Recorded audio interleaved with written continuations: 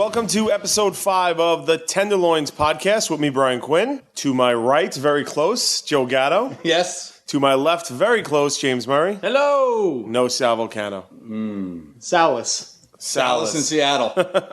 And the reason we're sitting very close and the reason you may be noticing a lack in the usual quality is because I left the power cord home to the soundboard. Amateur. Bush League.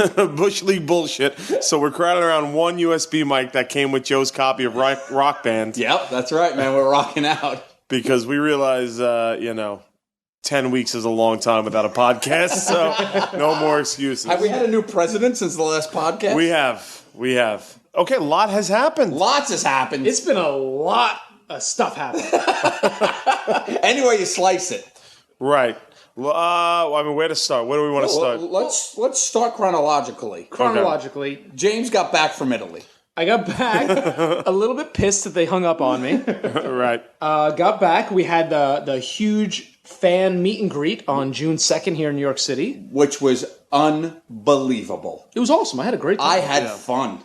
And a lot of fun. A lot of fun was had by a lot of people. A lot of people showed up. They said almost 300, right? Yeah, that's really, really cool. I'll tell you what surprised me. People flew in, mind you. I met somebody from Oregon. There was somebody from Oregon there. Ugh, they let in somebody from Oregon? This shishi place let somebody in from Oregon. What was the most surprising thing about that whole night for you? My mother died.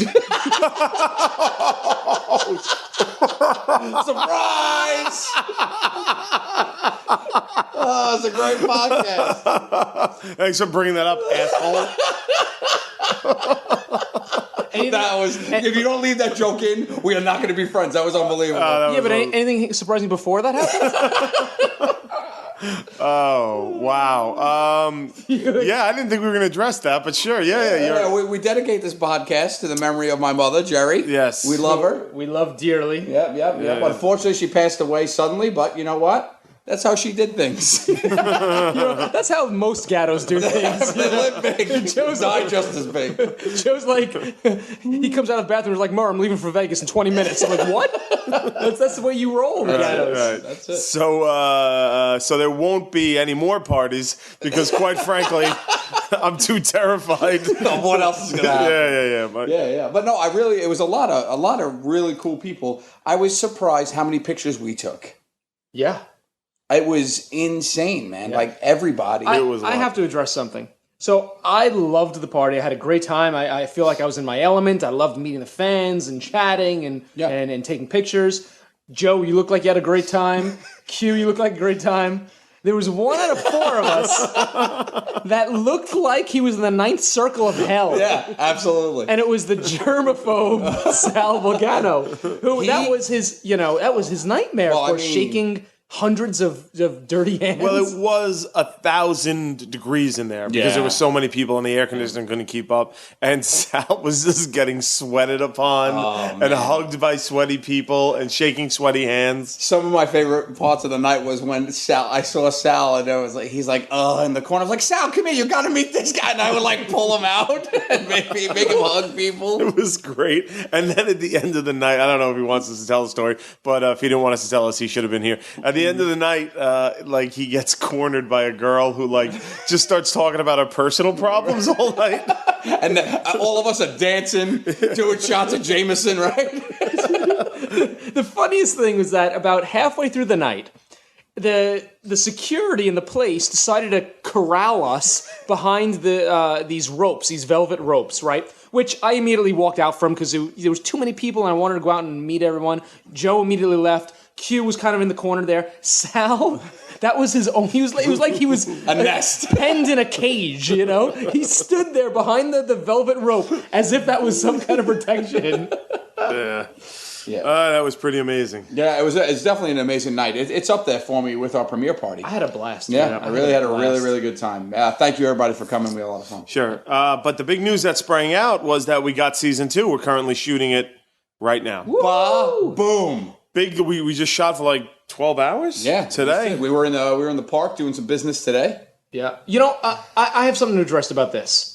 A lot of people they write every day. When's it coming out? You guys done yet? It takes a little time to film. You do realize that we filmed for 14 months to do the first episode, the first season. So it takes a little while, but the good news is we'll be back. And we film 4 days a week. Yeah. Which is a lot. 4 days a week, and then we're in the office the rest of the week writing all the challenges and all the ideas for the show, and we're having a blast. I think being back in the office is interesting.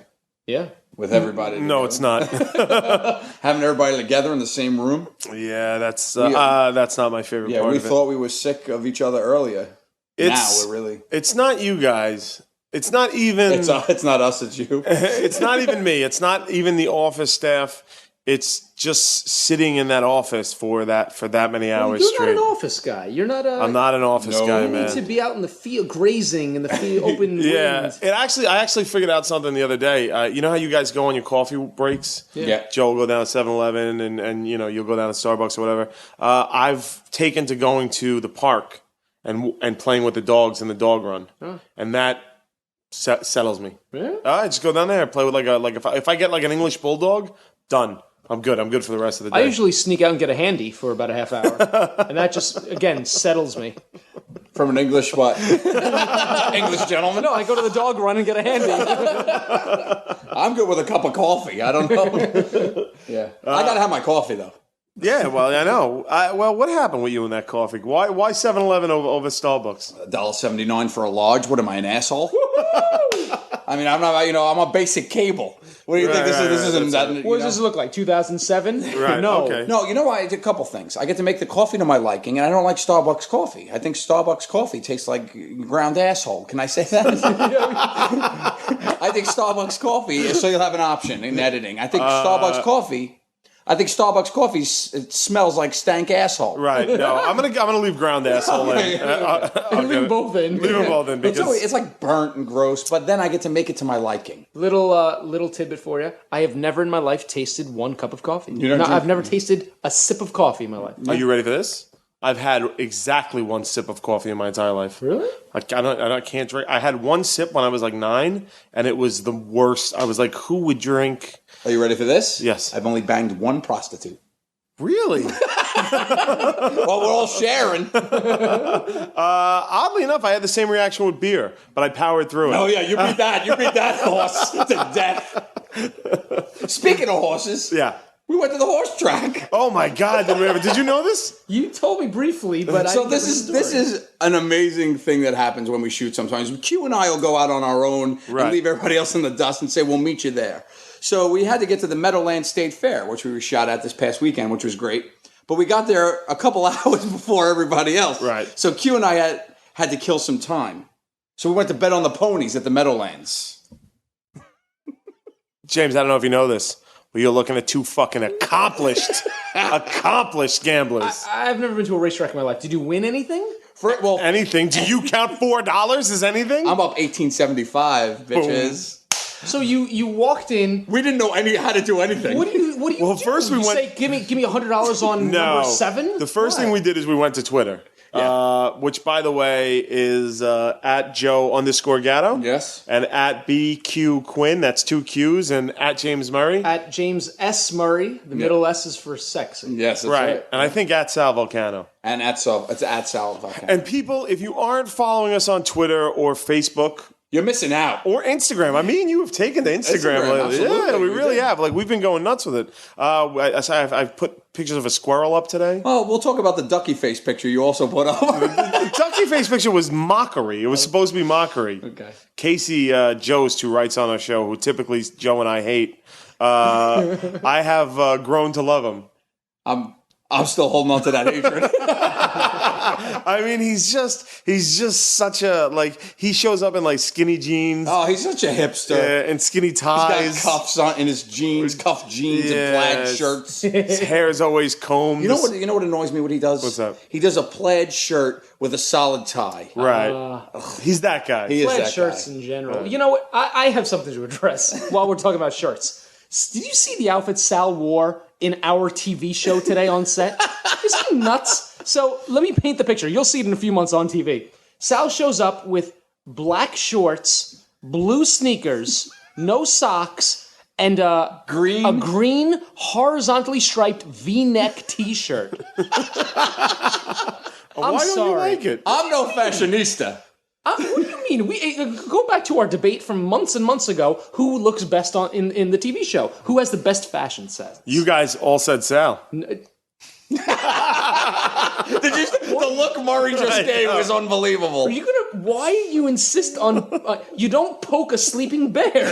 Why would you do that? No. And Sal did this whole preamble 2 weeks ago. Oh, new season. I'm gonna dress better. I look at season 1 and I realize how poorly I dress on TV. And he shows up wearing a green horizontally striped shirt, Right. a V-neck to boot. He's riding that I lost LB's wave right Yeah, now. he lost looks a little good. weight. He lost some weight. So now he he's doesn't care. He's like, now he can wear horizontal stripes and not look like the Stay Puft Marshmallow Man ate a hula hoop. You can do a lot of things that you shouldn't do. Just because you can doesn't mean you should. Gotcha. Okay. Anyways, Touche. I don't mean to digress. But anyways, you won money at the horse track. Yeah, Well, we went to Twitter. Well, that's what we were saying. We went to Twitter and we asked people, hey, any horse bettors out there? And a guy, and I'm sorry, I don't have his name at the moment, sent us what to bet. He looked up the race, who was betting, and sent us the bet. And that bet lost, but we bet a side bet. side bet. Well, you won the side bet. I lost the side bet. But then we went back. But that taught us how to do it. So we went back, and it was like fucking. Then we were just screaming at the screen. Yeah, it was amazing. It was great. Like our houses were bet on it, not $2. Yeah, and there's people losing their homes, their retirement fund. Nobody in that place was under 65.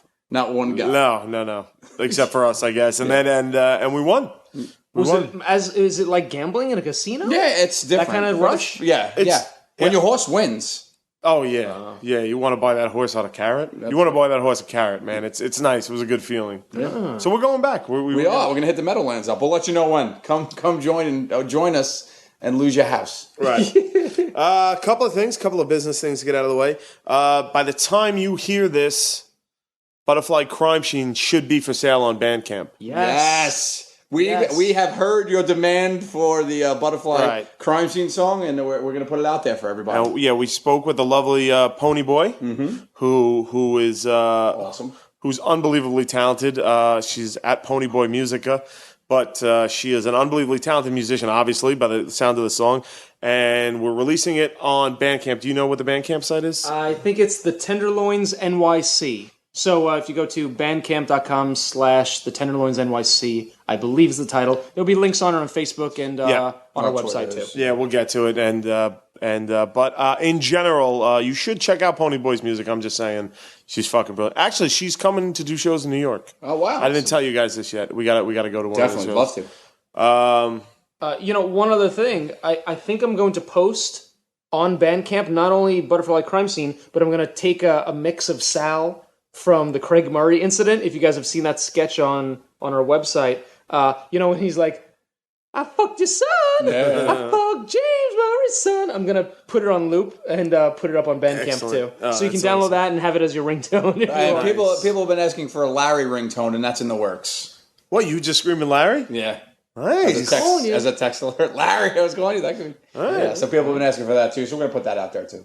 Excellent. And then the other thing that I wanted to mention is, it's not set. Should I not mention the show yet? No, mention it. Let America know it's time to go, baby. We're excited. Okay. And it's happening. I don't think tickets will be for sale yet by the time this is up. Probably a week from when you hear this. August 25th at the Gramercy Theater in New York City, we're going to be doing our first live Tenderloins podcast. Yes. Ever. Yes. We're starting the fucking ball rolling on what I love more than anything, podcasting. Yeah, man, podcasting. Live podcasting. It's going to be awesome. It's an awesome theater. We're going to pack the house. We're going to party with fans. It's going to be great. That's right. So August 25th, more details will emerge in the next coming weeks. Yep. But put your date. What do they say? They say save the date? They say that. Some people say that. No, they say save the whales. But I think date a whale. Date a whale. So business out of the way, Joe. Wait, did you have something? I had something I wanted to address up top. Okay. So obviously, great news that we got a season 2. Right. People loved season 1. People loved season 1. I think we're blown away by how many amazing fans we have. Yeah. That being said, there's one fan out there, one gentleman somewhere in America. We don't know who he is or where he's from, but we have some guesses. Who is not so happy with season 1. And he called us and left us a voicemail at our office to tell us what his opinion of season 1 was. Well, this is something America needs to hear. Yeah. So we well, in the interest, James Murray, Joe Gatto, of complete and utter fairness, of presenting both the sides of the story, we should give this man his forum, his soapbox. Yes. Let's hear what he has to say about season 1 Impractical Jokers. So this is a real voicemail left for us by somebody who watched Impractical Jokers, and we want you to hear it right now. Hey, big guys. I understand you're all in support of Impractical Jokers. I'm going to tell you what. Impractical Jokers is a bunch of fucking sickos. And you guys are the worst because you're supporting them. Who the fuck do you think you are? And yes, you deserve my telephone call, motherfuckers. And you got a fucking message tonight. Because by golly, I wish I could fucking talk to you. There it is. There he is. Oh, wow. Unhappy Captain America. Hey, big guys. Hey, big guys. You know, when you call somebody a big guy, it's always aggressive, isn't it? Yeah. Like, hey, big guy, look at this big guy. There's so much that I love about that voicemail. I love everything about it. It's so layered. Yeah, it's pretty magical. I can't understand his logic. He was definitely drunk, no? I think he's just Southern. Which means he was probably drunk. They got nothing better to do down south. So you want to break this down? Yeah, so let's break it down into sections. Let's start it from the top here. Okay. Let's break this down. Hey, big guys. I mean, right there. Right away, you got my attention. I can't tell. Like, that's either aggressively assholic or affectionate. Yeah. And right off the back, it sounds kind of affectionate. Yeah, he's like, hey, big guy. You know? He does right away. I didn't know if all you played me was, hey, big guy. Right. I wouldn't have known the tone of it. I take that as a compliment. Somebody's calling me a big gentleman. Right. Well, you know what? I have fat friends. And, like, when I see him, like, in the mall, I'm like, hey, big guy, what's up? You know what I mean? It's always a nice, welcoming thing. Yeah. So here, we think it's going to be a good voice. He's sandbagging us a little bit. I don't think it. Let's hold the phone, gentlemen. Hold the phone message. My brother-in-law, Vinny, who you both know, is 280 pounds, 6'6". Right. He's a big guy. I call him big guy. Yeah. Right? And I call him big guy because he's a huge big guy. If you look at any of us, none of us are big guys. No, not big guys. Not at all. So this is not meant as compliments. All right, so it could go either way. I understand you're all in support of Impractical Jokers. Huh? Tell you what. Okay, so he's going to tell us something. Now he's not going to tell us something. He's going to tell us what. Well, I like his syntax. I understand where he's like, you know what? I thought about it. I understand that you're in support of sobriety. Now, again, he's almost not like, when you go to argue with someone or leave an angry message, you're not like, hey, look, I understand your perspective. Like, I understand. You're just like, hey, go fuck yourself. Yeah.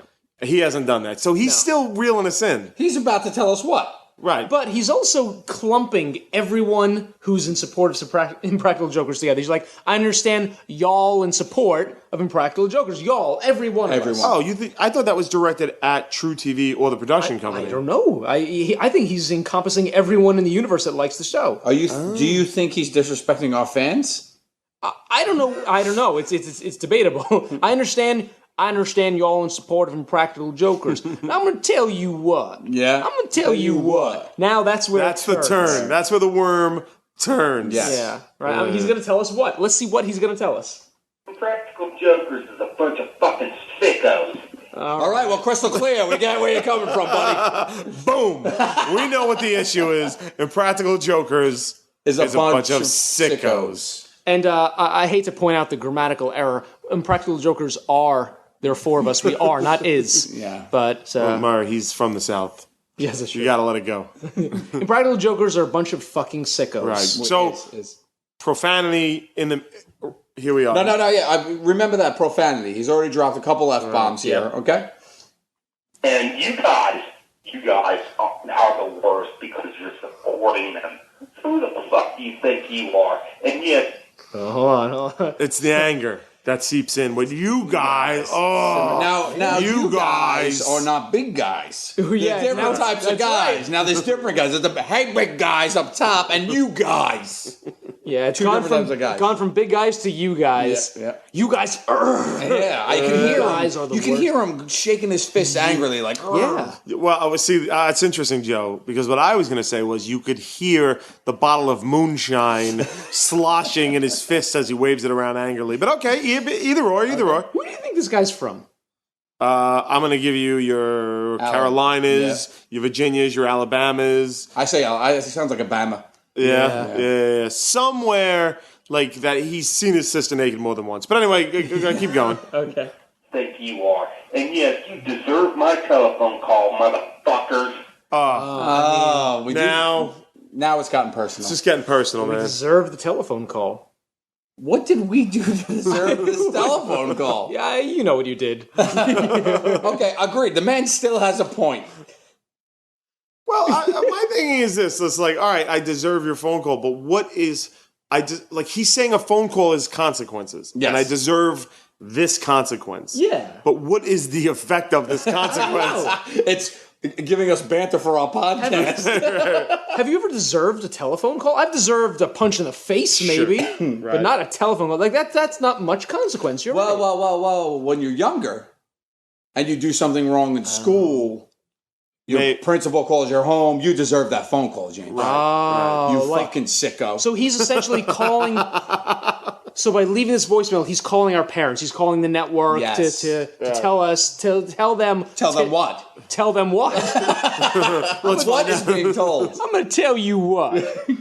Okay, so it goes on.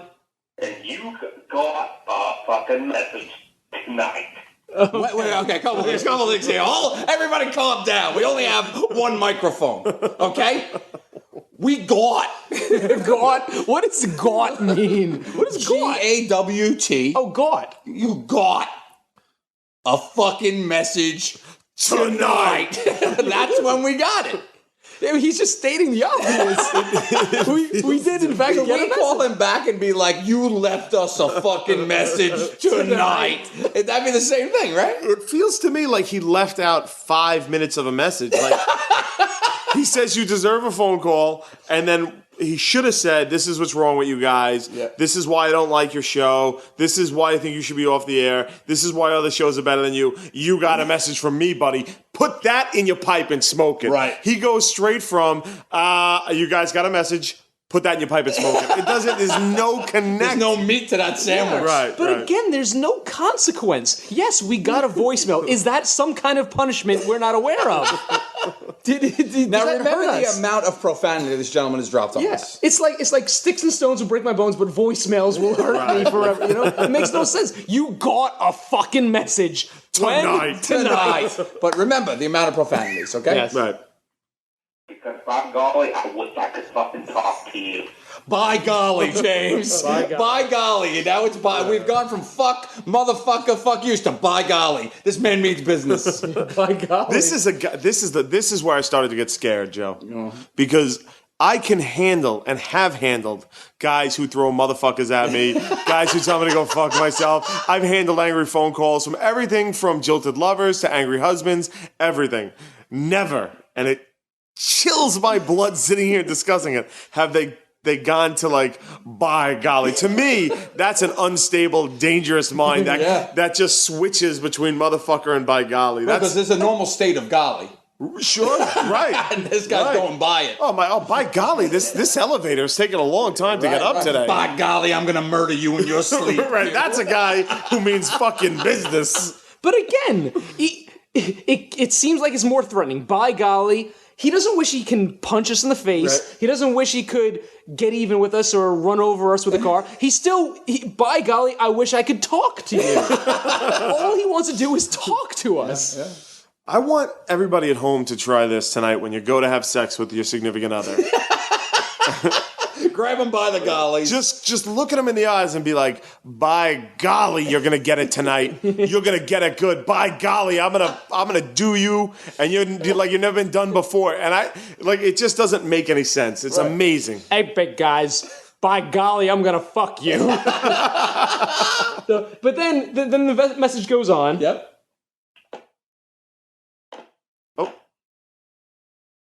And there's 8 more seconds of him trying to hang up the phone. He can't hang up the phone because he can't get up off his lazy boy to spill his pork rinds or his Miller Lite. You know that lazy boy's in his front yard too, right? I mean, I'll tell you what. 2 things I'd like to do. 1, I want America to help us find this guy.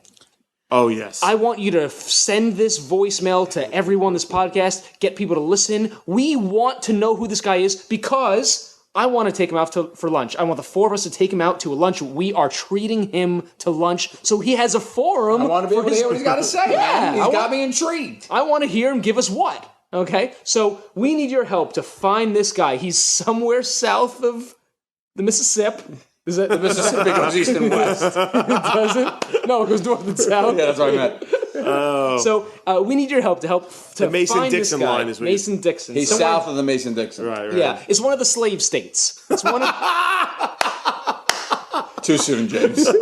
No, he's definitely in the slave. Please find him whatever slave state he lives in and tell him we want to take him to lunch. Then, secondly, what I would love to do is have fans re-record this voicemail line by line and send us your version of his voicemail, trying to do your best impersonation of this guy. That's pretty good. Right? What do you... Or, if I may, James, if I may, I would like it to maybe be a lip sync costume contest. Oh, wow. What do you think this guy looks like? Oh my God, so dress up in costume. Dress up and wow. do a lip sync version of this. And so record it on video and send us the video of you being this guy. Yes. Make this more than a voice. Yes. Make this a person for us. Word for word, we want to hear you say his voicemail and see it on camera, what you think he looks like. Yeah. I have never been more proud of you, too, than I am right now. Boys, what are we going to offer the winner of this contest? Okay, good. Let's think about this. How about like a $10 Red Lobster coupon? Apparently, that's not good enough. Yeah, I know. People turn their nose up at that. How about 500 CDs that Sal owns? DVDs? Can we do that? Can we get back to them? Well, no. Let's make it tangible. Come on. We Let's, can do something good. I mean, could we? If you're in the New York region, Come on by. we'll have you come by the office and meet the 4 of us. How about that? Take pictures. But what if they're not in New York? yeah, if you they're don't... not in New York? Right. Maybe we can call them. We could Web chat? What if we? Oh, how about we do a web chat with from all the 4 of office? us? We'll web chat from the office. Okay. Direct one-on-one, us and you, a live web chat, just a personal one-on-one web chat. Or $10 Red Lobster gift card. Your choice. Winner's choice. Yes. Winner's choice. Excellent. Yes. Yeah. That's a good prize. That's a lot of fun. Speaking of prizes, Joe, you don't know about this, Okay. but James Murray and I were discussing one of his more harebrained ideas the other day. And the more I thought about it, the more I knew people would love it. This is. I already don't like this. Let me refill my wine glass of cranberry juice. This idea, Joe, when I first heard it, it went through my mind of like all things when we talk about Murray of just like this oily weirdo, fucking weirdo. But the more I thought about it, the more I really do like the idea. In fact, it replaced, I think, because I had an idea too. I don't even know if I want to discuss my idea on this week's show. Your idea is so good. So take it away. So it occurred to me that we have a lot of fans. Hold on 1 second. Already, you see why I think it's an oily, greasy, weird ferret face fucking weirdo It's him thing. trying to get an iPad, trying to figure out It's how not. to meet somebody. Well, maybe that. Yeah. All right, sorry, go ahead. So it occurred to me recently that we have a lot of fans. We've got, 240,000 fans on the official IJ page. We've got 15,000, 20,000 on our individual pages. And there's so many fans out there that would love, they would die, they would kill, maim, torture to spend the night with us. Right? Wait, hold on. And it also... Hold on. Shut your mouth. Stop talking for a Shut up, minute. hold on. Okay, now, Joe, you see where I'm coming from. Absolutely. It's a poor start to the idea. It really is. And he's not a pitchman when it comes to his ideas because you are so delusional in your thoughts that people would actually maim someone to see Murr. Continue. I'll hear you through it. hear me out. Hear me out, okay? So it occurred to me that there are fans out there that would give a right leg to spend a night with us. I'm not saying sexual necessarily. No, see, you say necessarily, and that means All I'm saying is they would kill to spoon, to have a night out, a dinner, drinks, maybe a little dancing, maybe some spooning afterward, maybe a light makeout. Okay, some light petting. Maybe, but I don't know that whatever happens at that point is between two consensual adults. Okay, and it also occurred to me that I need more money. So it's like peanut butter and chocolate, right? Right. You put two great things together. I need more money. Don't ask what I need the money for. Just assume that I need it for some kind of operation or some kind of good cause, okay? I need money. there's no middle ground. It's either an operation or a good cause. This is where he started to win me over, right So, here. I enjoy having money. I also enjoy our fans. It occurred to me, why not have like an auction, if you will, to spend a night with Murr. You hear yourself. Okay. First of all, that was a terrible movie called Win a Date with Tad Hamilton. You are no Tad Hamilton. Second of all, He's not saying win. he's saying buy. So you're basically saying eBay. all right, shut up. You're basically saying, okay, hey, I'm so fucking cool that you can give me money. Give me money. And I'll hang out with you. And possibly stroke a puss outside the pants. That's basically what's happening. I forgot to mention a portion of the proceeds we donate. Don't make it a charity. You're not donating shit in charity. He's fucking. I guilted him into that. Don't. There's only one guy on this friggin' podcast that's charitable, and it rhymes with not fucking you. Okay? I'm the charitable one, and don't you dare disrespect charity. I will donate a portion of the proceeds to like UNICEF. Or some bullshit. Some bullshit, people that can't do things for themselves. Listen to me. Okay? There's a lot of people that can't do things for themselves. And you pretending to cuddle someone. Let me ask you something. You know what? You're overreacting, and this is a good idea, and I'm gonna do it no matter what. Because I'm telling you, how much money do you think I could make or raise for charity? For an evening with Murr. Again, not necessarily sexual, but who knows what'll happen. That's all I'm saying. You're going to have fun, you're going to laugh, we'll drink, we'll dance. It probably depends on what she looks like. Well, No, not at all. It depends. It won't be sexual unless it's a he. Very good. Now, so anyway, how much money do you think, honestly, I could raise? Oh, if you raise more than $1, I would fucking throw up on humanity. If anybody would pay a penny to hang out with you, they've got problems. They should not be spending money on it. I'm gonna do this. I'm gonna do this, and I'm gonna raise like $5,000, and you're gonna watch me take that money and donate it all to a portion of the proceeds to charity. Right. And that portion of the charity, the kids in UNICEF who get fed from it are gonna be like, thank God for James First of all, Murray. the portion of proceeds that you donate is not going to buy a rice for a kid in Bulgaria. Because you're going to give him like a nickel. Honestly, though, how much money do you think I'll actually make? If this was a legit auction, which I'm going to put it up and do it, right. How much money do you think I could realistically make? We will have friends' problems if you really go through with this venture. He's going to do it. He's going to do it. It's something bad people do. It's something bad people do. Right. He's going to do it. That's what I'm saying. You know what? The only reason it's bad is because I'm honest enough to admit that I want the money. If I was giving all this money to, if a celebrity did this, not that we're celebrities, but if some B celebrity did this and said they were giving all the money to, Sally Struthers and her kids in Africa or whatever, you'd be like, oh my God, I would totally do it, and they'd make $50,000. Right, because it's helping someone less fortunate. And of that $50,000 that they raise, about $4,000 goes to that charity, because you don't hear about it, because it goes through all Sally Struthers organizations and all that nonsense. Right, but none of them goes in their pocket. You don't know that. Yes, I do, because good human beings don't do what you're talking about.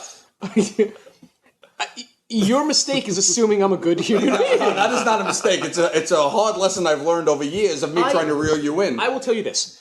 I will spend the money I earn because it's my time as well. Right. If you were teaching a class at night and somebody hired you to teach a class and they said, Joe, we want you to come and give a lecture about TV and we're going to pay you $30,000 to do it. Would you feel guilty for earning that money for that time for your own time? Is this why you told Sal not to come tonight? This conversation right now, because you know what would be happening if he was right here. I thank God that Sal's not here because his head would be exploding right now. Here's my only thoughts on it. One, if the person's in California, you got to go to them.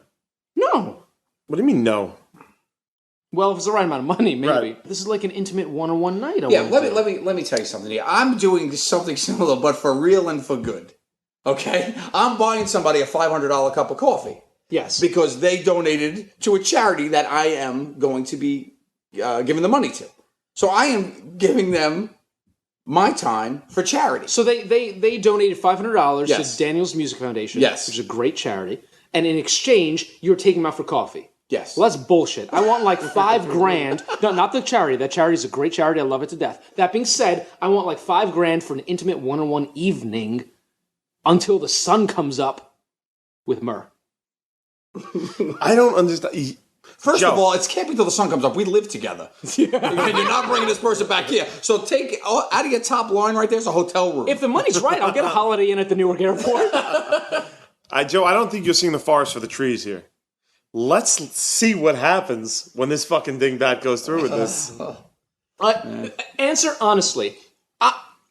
When I take a lady out, Oh no! When I take a lady out, I can't even look at you when you say sentences like that. when I take a lady out, am I not good? Do I not show a lady a good time? You're a gentleman, of course. I'm a gentleman. We raised you right, Mark. We have a lot of fun. Absolutely. We go out. We do it right. We have great dinner. We'll go out for drinks afterward. Maybe a little dancing. An awesome lounge. Maybe we'll go to like a rooftop bar. Like fun is had. It's charming. It's fun. You know, I'm interested in them. We get to know each other. We become friends. What happens afterwards between two consenting adults, and legally that's not part of this deal, so please don't sue me.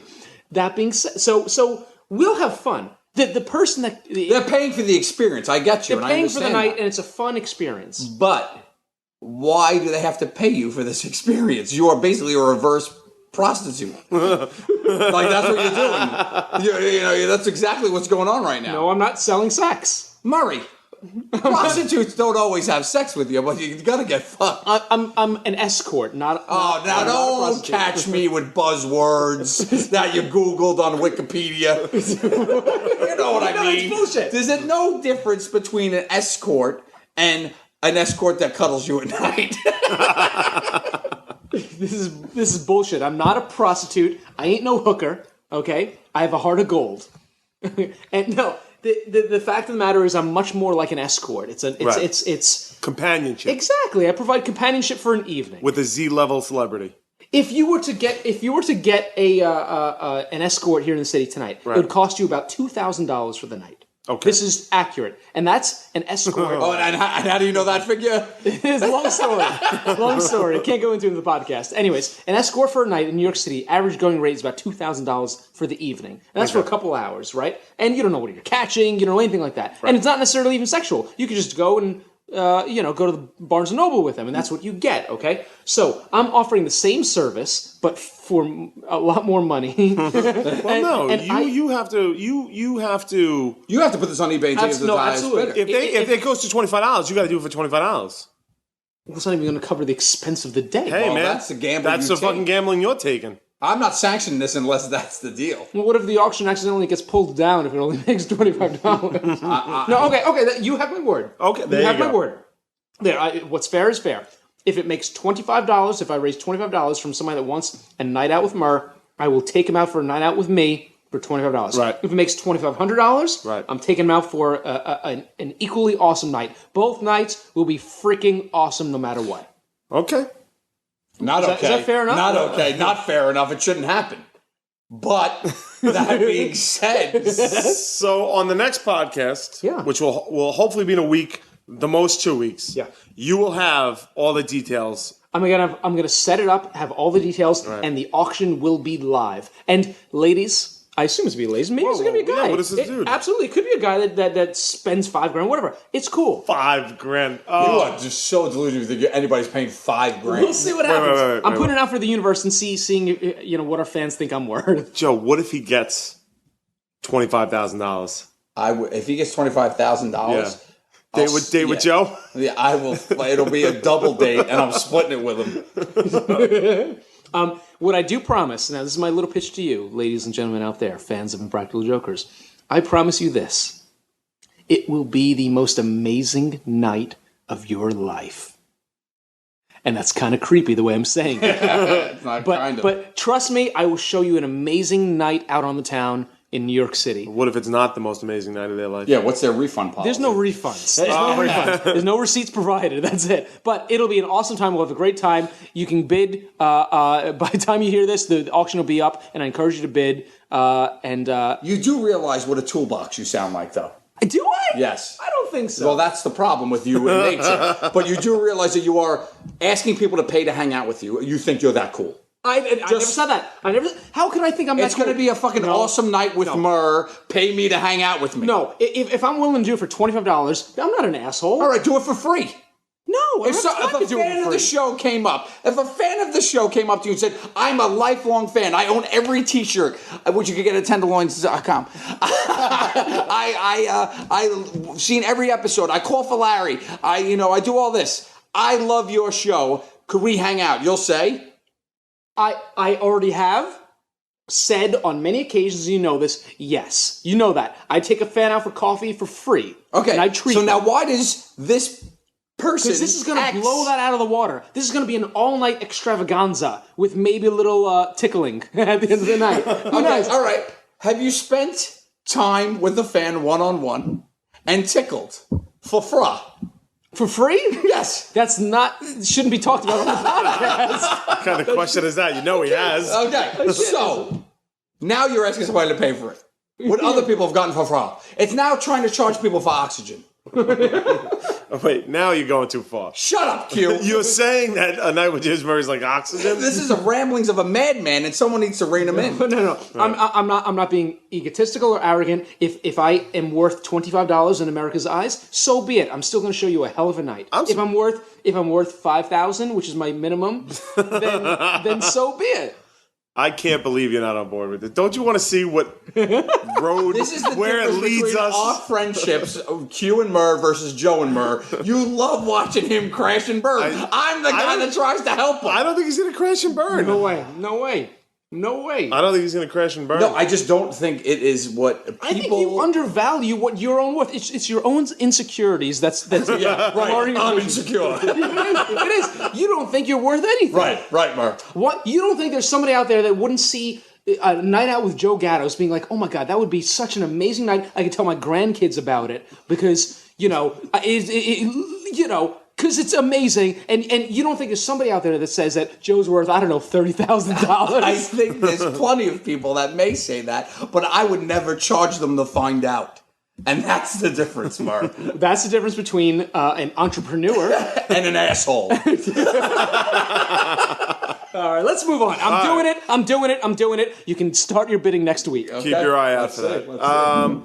So, Joe, my idea, I'm going to wait. It's not... No, I think we should only have one ridiculously fucking stupid idea podcast. Whoa. I'm not trying to make money off anybody. Oh, okay. Such a hater.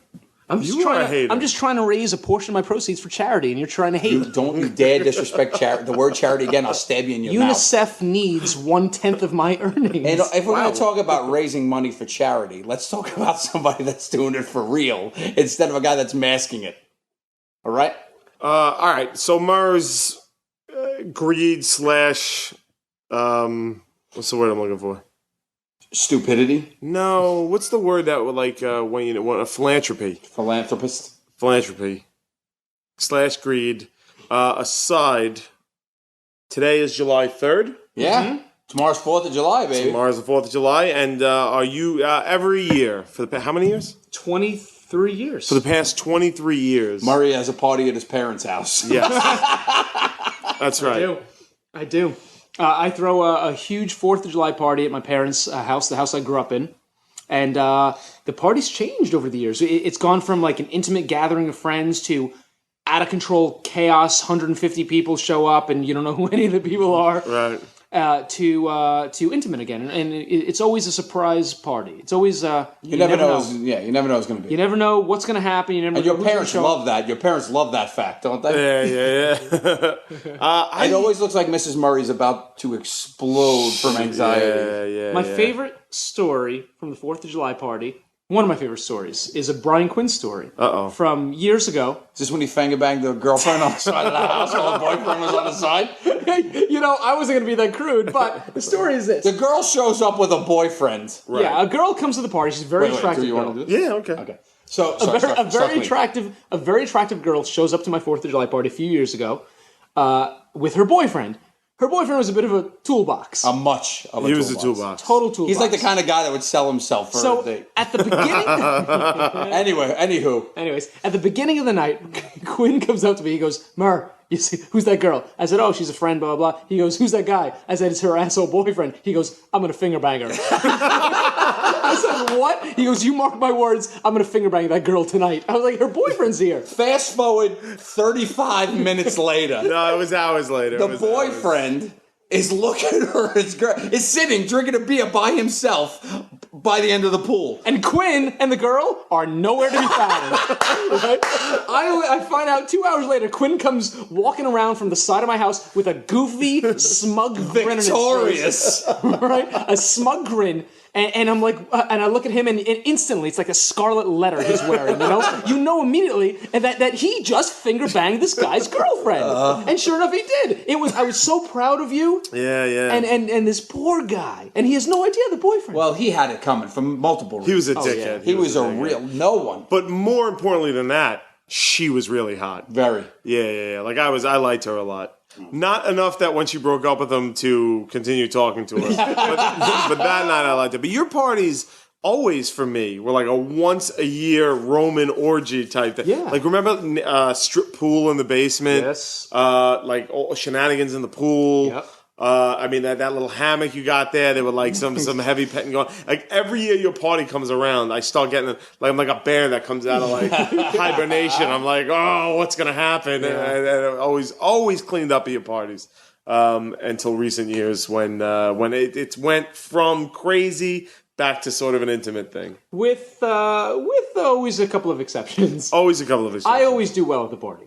Well, it's the 2 days a year you get drunk. Your birthday and the party. Well, that's changed nowadays. Nowadays, I get drunk a lot more. No, but yes, you're absolutely right. Traditionally speaking, it was the only day of the year that I drank.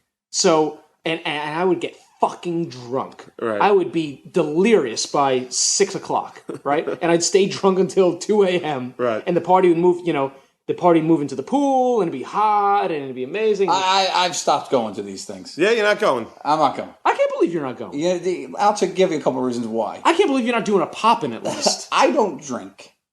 You drink heavily. You trust me. You forget people's names and you want to bang 5 to 7 girls at the place. So you come stumbling over to me, margarita on your breath. Be like, Joey, I need your help.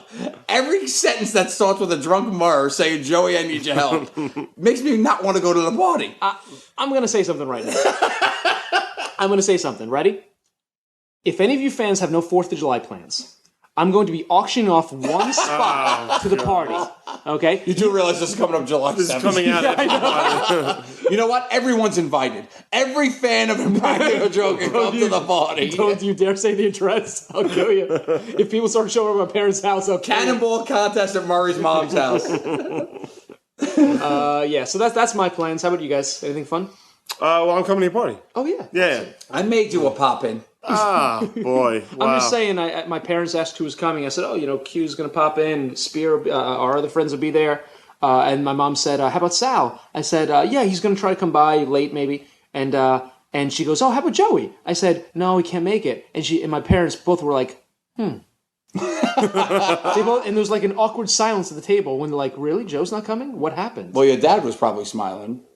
Because 2 years prior to his finger banging story, I took your mom outside. Oh, cut that out. No, that's it for this week's Tenderloin Podcast, everyone. Thanks for joining us. Thanks for your patience on its delivery. We'll be back hopefully next week. We are busy shooting, so if not next week, definitely the week after. Yes. Until then, Save the date, August 25th. August 25th. And make the date, James Murray. And happy Independence Week. Yeah, there you go. All right. And remember, for all things Impractical Jokers, go to impracticaljokers.com or Facebook Impractical Jokers, or visit thetenderloins.com for all things Tenderloins. Bye, everybody. Bye. Bye.